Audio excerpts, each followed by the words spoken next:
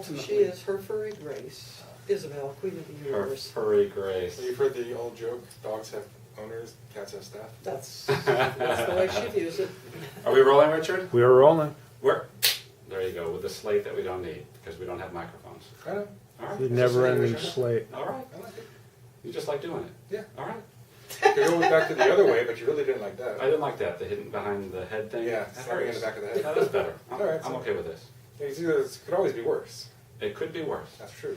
We're here with CJ.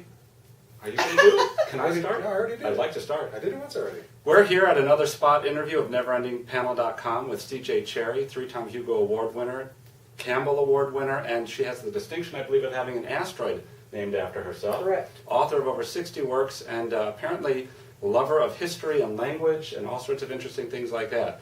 CJ, what's it like to be a guest of honor? We're here at Condor, and you know, to just have From our point of view, it Yeah. just seems like, wow, we'd love to be a guest on. right, That'd be great. Yeah, So, so that was like is it something you cool, and I were or talking is about. it- It's very cool. It's very cool. Treated extraordinarily nicely. That A would be lot of nice. people we want to see can find us.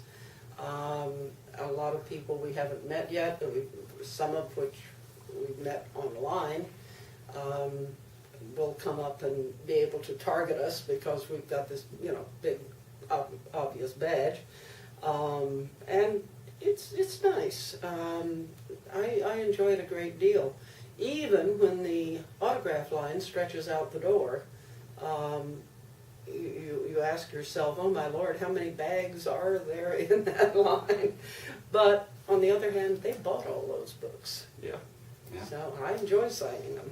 We can only hope for that one day. So So at some point, are you allowed to use a stamp, or is The no only stamps stamp, allowed, the only the stamp I machine. have says Stet. Right. Oh yeah, I like that one. So 60 novels. Are there any that are near and dear to your heart that stand out amongst others? All equal, and if yes, Who are your why? favorite kids? Yeah. Who are your favorite kids, It's ultimately? something like that. Our favorite kids give us gifts at Christmas. We can tell whether or not a package is explosive by who sent it. Right. So our characters take over the gift giving, and I know that if it's Stevie, it's going to be sweet, and if it's from Bern, we'll watch it because it could explode or do something really, really rude. So no favorite characters, no favorite books, or out of all of them, or I am fond of the Alliance Union universe, and there are many books in that set. Morgane and Vanya is where I started. I love those books. I enjoy the Chonner books. One of the things that with the market as crazy as it's been, publishers have tended to focus on a relative few titles, and I have many universes I want to get back to. right. And the market just isn't cooperating, so that's why the ebook option is proving very nice for me. Right. And might free us all. We had Eitan and I had done a spot interview with Jerry Pournelle and Larry Niven, and we asked them why they wrote their follow-up of it's from Hell as the Inferno. Mhm. And he said, Jerry Pournelle said, I've been waiting 30 years, I've had an itch to write this, and he just Yeah. wanted to get back to it, and so they finally allowed him to. Yeah. But I suspect that the E-verse or the E-universe might have been an easier route than waiting 30 years had he wanted to get to it a little bit earlier. That's exactly right. Yeah. I mean, it's like the death of 1,000 cuts. Right. Being told, no, you can't Yes.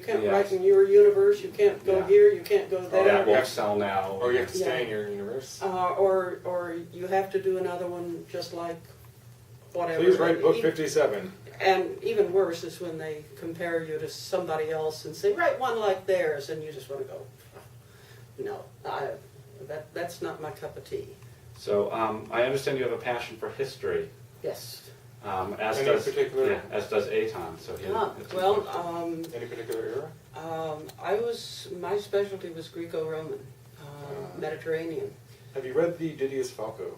No, History no, I novels. haven't. Those are fun. I've heard about them, and it's on my one of these days. I would like to get your opinion because Mhm. apparently it's historically very accurate, but you never know because Yeah. that's a publisher saying, and historically very accurate. But apparently the person who wrote it did a good job of. There was one thing about touring through Greece and a Roman tour group, which is so much like Americans touring through Greece today that you got to wonder, is it tongue in cheek or? It could happen. I mean, they had one of the world's first mental hospitals over there. On The Senate? on the other no on the other shore over in Asia Minor, and it was a very there were places that people toured to or went to commercially. I mean, that was a site that drew from all over the not just the Aegean. Romans went there too. Send Uncle so-and-so over there, he needs help. I would have loved to have seen the the statue of Zeus before it got. Oh yeah, yeah. The also known as the Lincoln Memorial. the pieces, just the pieces of the columns are just stunning. I mean, they're so big. How our cameraman Richard, director of his own right, had asked an earlier question that I'm going to pass on to you. Was curious as to how your love of language and history has informed your writing, your concepts, your characters. It's a broad question, I realize, but Historians world build. You have to take information from the past and put it together in a way that makes sense.